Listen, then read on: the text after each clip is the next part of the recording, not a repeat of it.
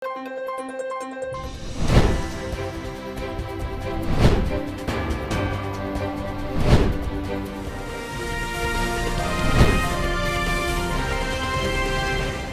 पल आपके साथ। नमस्कार, आप देख रहे हैं हर पल न्यूज और मैं हूं आपके साथ माधुरी तिवारी। गुड मॉर्निंग भारत के इस खास बुलेटिन में आपका स्वागत है। खबरों में आगे बढ़ने से पहले नजर डालेंगे अब तक की सुर्खियों पर। आज कानपुर का दौरा करेंगे पीएम मोदी। मेट्रो खंड और बीना पनगी परियोजनाओं का करेंगे उद्घाटन। आईआईटी के दीक्षांत समारोह में होंगे शामिल। पीएम के साथ सीएम योगी भी रहेंगे मौजूद। कोरोना काल में रैलियों पर रोक की मांग। आज से 3 दिनों के यूपी दौरे पर चुनाव आयोग की टीम। रैलियों के बीच कोरोना के बढ़ते खतरे पर करेंगे चिंतन। अधिकारियों से लेंगे फीडबैक। नए साल से पहले हरियाणा में मंत्रिमंडल का विस्तार। डॉक्टर कमल गुप्ता और देवेंद्र बबली को मिल सकती है बड़ी जिम्मेदारी। आज राजभवन में शपथ लेंगे नए मंत्री। प्रियंका गांधी का आज फिरोजाबाद दौरा। महिलाओं से करेंगे संवाद। रैली को लेकर तैयारियां पूरी। विरोध मार्च पर पुलिस के एक्शन से नाराज दिल्ली के रेजिडेंट डॉक्टर। देशव्यापी स्वास्थ्य सेवा ठप करने की धमकी। नीट पीजी काउंसलिंग में देरी का कर रहे विरोध। प्रधानमंत्री नरेंद्र मोदी आज कानपुर मेट्रो रेल परियोजना के पूर्ण खंड और बीना पनगी मल्टी प्रोडक्ट पाइपलाइन परियोजना का उद्घाटन करने के लिए कानपुर का दौरा करेंगे। इस बात की जानकारी पीएमओ ने दी। इस दौरान पीएम मोदी आईआईटी कानपुर के 54वें दीक्षांत समारोह को भी संबोधित करेंगे। वहीं पीएमओ के एक बयान में कहा गया है कि शहरों गतिशीलता में सुधार करना प्रधानमंत्री के प्रमुख फोकस क्षेत्रों में से एक रहा है। कानपुर मेट्रो रेल परियोजना के पूर्ण खंड का उद्घाटन इस दिशा में एक और बड़ा कदम है। ये आईआईटी कानपुर से मोती झील तक पूरा 9 किलोमीटर लंबा खंड है। बता दें कि प्रधानमंत्री कानपुर मेट्रो रेल परियोजना का निरीक्षण करेंगे और आईआईटी मेट्रो स्टेशन से गीता नगर तक मेट्रो की सवारी करेंगे। कानपुर में मेट्रो रेल परियोजना की पूरी लंबाई 32 किलोमीटर है और इसे 11,000 करोड़ रुपए से ज्यादा की लागत से बनाया जा रहा है। प्रधानमंत्री नरेंद्र मोदी 6 जनवरी को यूएई की यात्रा पर जाएंगे। दुबई एक्सपो की यात्रा और भारत यूएई मुक्त व्यापार समझौते पर हस्ताक्षर के साथ प्रधानमंत्री की यह यात्रा ऐतिहासिक होगी। दुबई एक्सपो में पीएम मोदी इंडिया पवेलियन का दौरा करेंगे। ये एक विशाल और 4 मंजिला मंडप है जो भारत की संस्कृति, योग, आयुर्वेद और अंतरिक्ष कार्यक्रम के साथ भारत की समृद्ध परंपरा और उच्च तकनीकी क्षमताओं को प्रदर्शित करता है। बता दें कि मंडप का उद्घाटन भारत के व्यापार मंत्री पीयूष गोयल ने 1 अक्टूबर को किया था। साइप्रस के विदेश मंत्री और स्वीडन के राजा समेत कई विदेशी नेताओं ने इसका दौरा किया है। बता दें कि प्रधानमंत्री की यात्रा का अन्य मुख्य फोकस भारत यूएई मुक्त व्यापार समझौते पर हस्ताक्षर होगा।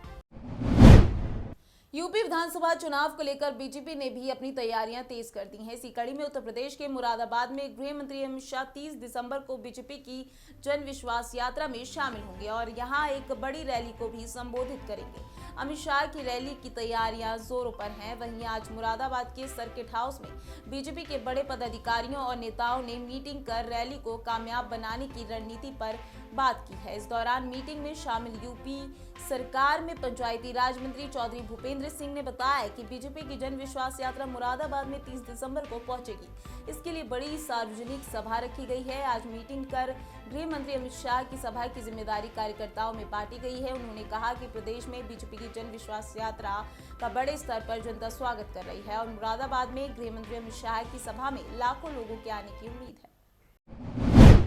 देश में जानलेवा कोरोना वायरस के मामले बढ़ रहे हैं। साथ ही इसके साथ खतरनाक वेरिएंट ओमिक्रॉन के मामले में भी तेजी से बढ़ोतरी हो रही है।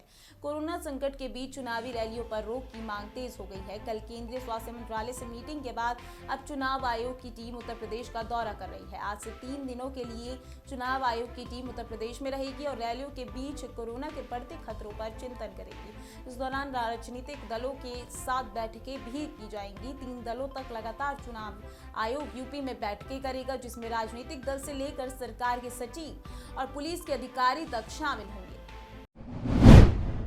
देश में ओमिक्रॉन के बढ़ते मामलों के बीच अगले साल की शुरुआत में होने वाले 5 राज्यों के विधानसभा चुनाव को लेकर चुनाव आयोग और स्वास्थ्य मंत्रालय के अधिकारियों की बैठक हुई। बैठक में स्वास्थ्य सचिव राजेश भूषण ने चुनाव आयोग को कोरोना वायरस की नए वेरिएंट ओमिक्रॉन से जुड़ी विस्तृत जानकारी दी। उन्होंने बताया कि अभी कोरोना काबू में है और वैश्विक स्तर पर मिली रिपोर्ट्स के मुताबिक ओमिक्रॉन घातक नहीं है, लेकिन तेजी से फैलता है। ऐसे में बचाव के साधन अपनाने और सावधानी के लिए कदम उठाने की जरूरत है।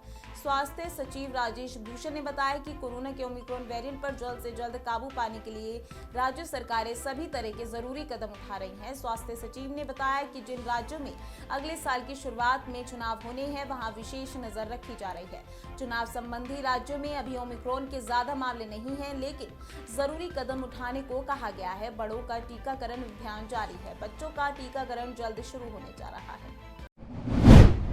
पंजाब में बीजेपी और अमरिंदर की पार्टी पंजाब लोक कांग्रेस को लेकर केंद्रीय मंत्री और पंजाब भाजपा प्रभारी गजेंद्र सिंह शेखावत ने बताया कि बैठक में गृह मंत्री, बीजेपी के राष्ट्रीय अध्यक्ष कैप्टन अमरिंदर सिंह और ढिंडसा साहब की मौजूदगी में सबने ये तय किया है कि हम आगामी चुनाव में एक ही मैनिफेस्टो के साथ एक गठबंधन के रूप में चुनाव में जाने वाले हैं। उन्होंने कहा कि ये तय हुआ है कि तीनों दलों से या 2 या 3 सदस्यों की एक कमेटी बनाई जाए। ये कमेटी बैठकर धरातल की जरूरतों के अनुसार एक ड्राफ्ट प्रस्तुत करे। गजेंद्र शेखावत ने आगे बताया कि हम अकाली दल के साथ मात्र 20% सीटों पर चुनाव लड़ते थे। परिस्थितियां वैसी नहीं होंगी। बीजेपी राष्ट्रीय पार्टी है तो उसी के अनुरूप फैसला होगा। उन्होंने कहा कि बीजेपी में एक ही चेहरा है, नरेंद्र मोदी। मुख्यमंत्री कौन होगा, ये परिणाम आने के बाद संसदीय बोर्ड और विधायक दल बैठकर तय करेंगे। कि सीटों के बंटवारे को लेकर के, संख्या को लेकर के और कौन सी पार्टी लड़ेगी, इसको लेकर के तीनों ही दलों के 2-2 प्रतिनिधियों की एक कमेटी बनाई जाएगी। आज नाम तय किए जाएंगे और आने वाले 1-2 दिन के बाद में उसकी बैठक होगी।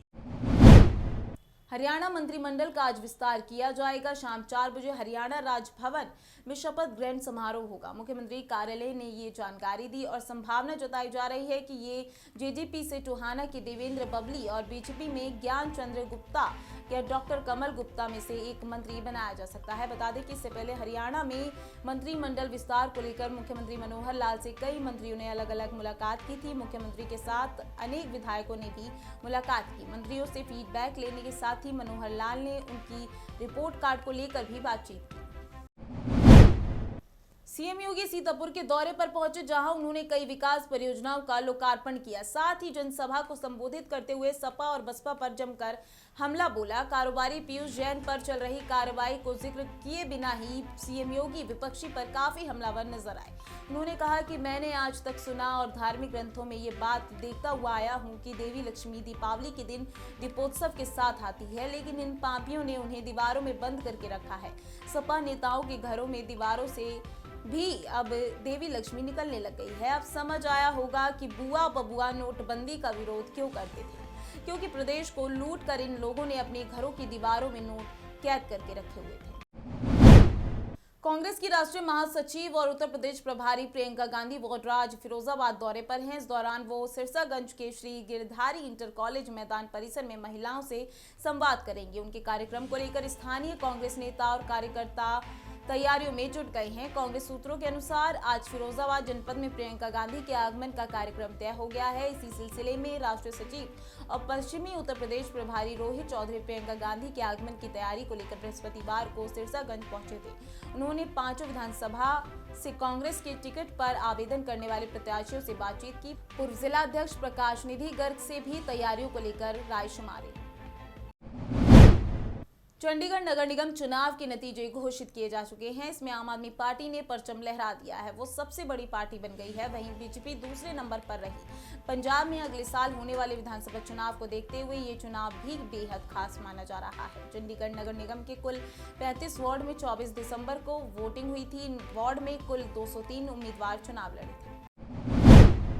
वहीं दिल्ली सीएम अरविंद केजरीवाल ने चंडीगढ़ नगर निगम में आपकी जीत की लेकर कहा कि ये पंजाब में आने वाले बदलाव का संकेत है। चंडीगढ़ के लोगों ने आज भ्रष्ट राजनीति को नकारते हुए आपकी ईमानदार राजनीति को चुना। आपके भी सभी विजयी उम्मीदवारों कार्यकर्ताओं को बहुत बहुत बधाई। इस बार पंजाब बदलाव के लिए तैयार है। इधर चंडीगढ़ नगर निगम में आपकी जीत के बाद दिल्ली के डिप्टी सीएम मनीष सिसोदिया ने चंडीगढ़ के वोटरों का धन्यवाद किया और कहा कि विधानसभा चुनाव में लोगों का मन वैसे ही बन चुका है कि इस बार मौका केजरीवाल को ही देना है। कि अभी जो नतीजे दिख रहे हैं उसमें आम आदमी पार्टी पहली बार इस तरह से वहाँ चुनाव लड़ रही है और बहुत शानदार वेलकम चंडीगढ़ के लोगों ने आम आदमी पार्टी का किया है। तो मैं चंडीगढ़ के एक एक वोटर का धन्यवाद करना चाहता हूं और उन कार्यकर्ताओं का जिन्होंने दिन रात मेहनत करके ये सफलता हासिल की है, उनको बधाई देना। चुनाव से पहले ही से अपने लिए बड़ी एक तरह से सफलता मानते हैं, आधार तैयार होगा आम आदमी पार्टी। विधानसभा चुनाव में तो पंजाब के लोगों का मन वैसे ही बना हुआ है कि अब कि एक बार मौका केजरीवाल जी को।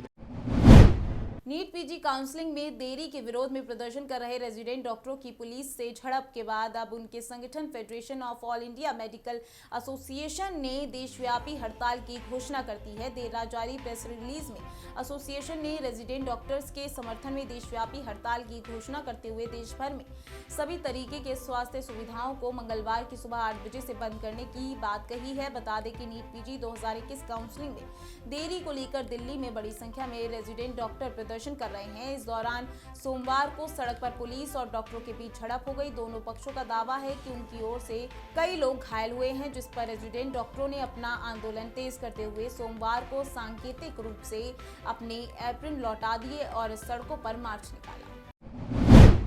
परीक्षा पे चर्चा 2022 का शेड्यूल निर्धारित हो गया है। इसके अनुसार इस प्रोग्राम के लिए ऑनलाइन आवेदन की प्रक्रिया 28 दिसंबर 2021 से शुरू होगी और 20 जनवरी 2022 तक चलेगा। ऐसे में 9वीं से 12वीं तक के छात्र छात्राओं को सलाह दी जाती है कि वो इस अवधि के दौरान आवेदन कर दें। ऑनलाइन आवेदन करने के लिए उम्मीदवारों को ऑफिशियल वेबसाइट पर जाकर ऑनलाइन आवेदन करना होगा। वहीं इस संबंध में पीएमओ इंडिया की ओर से ट्विटर हैंडल पर एक ट्वीट भी किया गया है। बीते रविवार को कांग्रेस की ओर से आयोजित किए जाने वाले महिला मैराथन को अनुमति नहीं मिलने के बावजूद कांग्रेस ने आज इकाना स्टेडियम से मैराथन के आयोजन की घोषणा की है। कांग्रेस के प्रदेश प्रवक्ता विकास श्रीवास्तव ने कहा कि लड़की हूं, लड़ सकती हूं। मैराथन दौड़ अब आज को इकाना स्टेडियम में तय की गई है। मैराथन दौड़ में प्रतिभागी छात्राओं की तादाद काफी उत्साहवर्धक है और अब और समय मिलने के बाद और अब दूने उत्साह के साथ लाखों की तादाद में लड़कियां मैराथन के लिए रजिस्ट्रेशन करा रही हैं। प्रदेश सरकार महिलाओं की आवाज दबने और कितना भी षड्यंत्र कर ले, यूपी कांग्रेस प्रभारी आदरणीय प्रियंका गांधी के नेतृत्व में महिला की बुलंद होने वाली आवाज अब निश्चित तौर पर प्रदेश भर की महिलाओं के सशक्तिकरण का सशक्त माध्यम बने। बिहार में बीजेपी के दफ्तर के बाहर वार्ड सचिव वेतन की मांग कर रहे प्रदर्शनकारियों पर पुलिस ने लाठीचार्ज कर दिया है। बताया जा रहा है कि प्रदर्शनकारी बीजेपी के दफ्तर के बाहर जमा हो गए हैं। इस दौरान उन्हें तितर बितर करने की कोशिश की गई तो प्रदर्शनकारियों ने पत्थर बरसा दिए। पुलिस ने हालात पर काबू पाने के लिए प्रदर्शनकारियों पर लाठीचार्ज कर दिया। हालात बिगड़ने पर प्रदर्शनकारियों पर वाटर कैनन से पानी की बौछार भी की गई। पटना में सुबह से प्रशासन प्रदर्शनकारियों से बीजेपी दफ्तर के सामने से हटने के लिए कहा जा रहा था। उनसे कहा गया कि गर्दली भाग जाए, यहाँ प्रदर्शन ना करें, लेकिन प्रदर्शनकारी वहां से नहीं गए और लगातार बीजेपी के दफ्तर से बाहर ही प्रदर्शन करते रहे। देखते ही देखते मामला काबू से बाहर हो गया। प्रदर्शनकारियों का कहना है कि वे 13 दिन से गर्दली बाग में थे, लेकिन सरकार ध्यान नहीं दे रही थी, इसलिए आज यहाँ वे अपनी मांगे मनवाने के लिए आए हैं। गुजरात के पाटन में हारिज नगर पालिका कॉन्फ्रेंस हॉल में पालिका चीफ ऑफिसर की मौजूदगी में अध्यक्ष पद पर नियुक्ति की प्रक्रिया शुरू हो गई है, जिसमें गंगाबेन अलकेश भाई पटेल नगर पालिका के अध्यक्ष बने। बता दें कि बीजेपी पार्टी की ओर से गंगाबेन अलकेश भाई पटेल का नामक मैंडेट खुला था, जिसको लेकर बीजेपी के 13 पार्षदों ने सहमति जताई। इसके बाद ही वो अध्यक्ष बने। गंगाबेन पटेल को हारिज नगर पालिका में अध्यक्ष पद पर नियुक्ति देने पर बीजेपी के पार्षदों ने खुशी व्यक्त की। बता दें कि लंबे समय से नगर पालिका की नियुक्ति न होने से चर्चाओं ने जोर पकड़ लिया था। रविवार को दिल्ली और एनसीआर में मौसम ने करवट बदल ली और ठंड काफी बढ़ गई। 24 दिसंबर से ही दिल्ली एनसीआर के आसमान में काले बादल छाए हुए थे। पहाड़ों पर जबरदस्त बर्फबारी हो रही थी, जिसका सीधा असर मैदानी इलाकों और खासकर उत्तर भारत पर पड़ रहा था।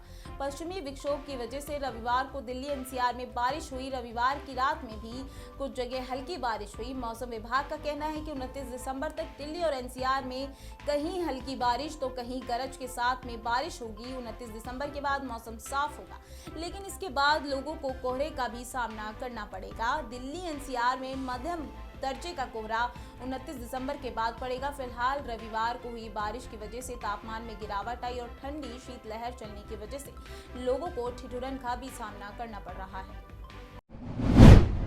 भारत में कोरोना वायरस के नए वेरिएंट ओमिक्रॉन के बढ़ते मामलों के मद्देनजर केंद्र सरकार ने कोविड-19 दिशा निर्देश की अवधि 31 जनवरी तक बढ़ा दी है। कई राज्यों में ओमिक्रॉन वेरिएंट के मामले अब बढ़ने लगे हैं, जिसको देखते हुए सभी राज्य सरकारें सतर्क हो गई हैं और अपने अपने स्तर पर एहतियाती उपाय कर रही हैं। देश भर से ओमिक्रॉन के अब तक 578 के करीब मामले सामने आ चुके हैं। मामलों पर नियंत्रण पाने के लिए कई राज्य सरकारों द्वारा नाइट कर्फ्यू की घोषणा की गई है। बता दें कि ओमिक्रॉन संक्रमण के सबसे ज्यादा मामले 8 राज्यों से सामने आए हैं, जिनमें दिल्ली, महाराष्ट्र, केरल, गुजरात, राजस्थान, तेलंगाना, तमिलनाडु, कर्नाटक शामिल हैं। इन राज्यों में देश में कुल ओमिक्रॉन संक्रमित लोगों की तुलना में अकेले 54% मामले सामने आए हैं। कोरोना महामारी के खिलाफ जंग में भारत ने एक कदम और बढ़ा लिया है। देश में 3 जनवरी से 15 से 18 साल के बच्चों के लिए वैक्सीनेशन शुरू होने जा रहा है। बच्चों के वैक्सीनेशन के लिए रजिस्ट्रेशन करवाना होगा। वहीं इसकी प्रक्रिया भी ठीक अन्य लोगों की तरह ही होगी। बच्चों का भी रजिस्ट्रेशन कोविन ऐप के जरिए होगा। 1 जनवरी से 15 से 18 साल के बच्चे वैक्सीनेशन की पर रजिस्टर करा सकेंगे। बता दें कि पीएम मोदी ने क्रिसमस के मौके पर देश को संबोधित करते हुए देशवासियों को बड़ा तोहफा दिया था। उन्होंने ऐलान करते हुए कहा था कि 3 जनवरी 2022 से 15 से 18 साल के बच्चों को कोरोना वैक्सीन का डोज देना शुरू कर दिया जाएगा। महाराष्ट्र में सोमवार को कोरोना वायरस के नए वेरिएंट के 26 और लोगों के संक्रमित होने की पुष्टि हुई है। इसके साथ ही राज्य में इस नए स्वरूप की चपेट में आने वालों की कुल संख्या बढ़कर 167 हो गई है। स्वास्थ्य विभाग ने ये जानकारी दी। मुंबई में ओमिक्रॉन के 11 मामले सामने आए हैं। स्वास्थ्य विभाग ने बताया कि ओमिक्रॉन स्वरूप से संक्रमण के 26 नए मामले महाराष्ट्र में आए हैं। इनमें से 11 मामले मुंबई में, रायगढ़ के पनवेल नगर निगम क्षेत्र में 5, ठाणे नगर निगम क्षेत्र में 4, नांदेड़ में 2 और नागपुर, पालघर, भिवंडी, निजामपुर नगर निगम क्षेत्र और पुणे ग्रामीण में एक मामला सामने आया है। विभाग ने बताया है कि इसी के साथ राज्य में अब तक 167 लोगों के ओमिक्रॉन के संक्रमित होने की पुष्टि हो चुकी है। इस बीच गुजरात में सोमवार को कोविड-19 के ओमिक्रॉन स्वरूप के 24 नए मामले सामने आए हैं। गुड मॉर्निंग भारत के इस खास बुलेटिन में आज के लिए बस इतना ही। देखते रहिए हर्पल न्यूज। नमस्कार।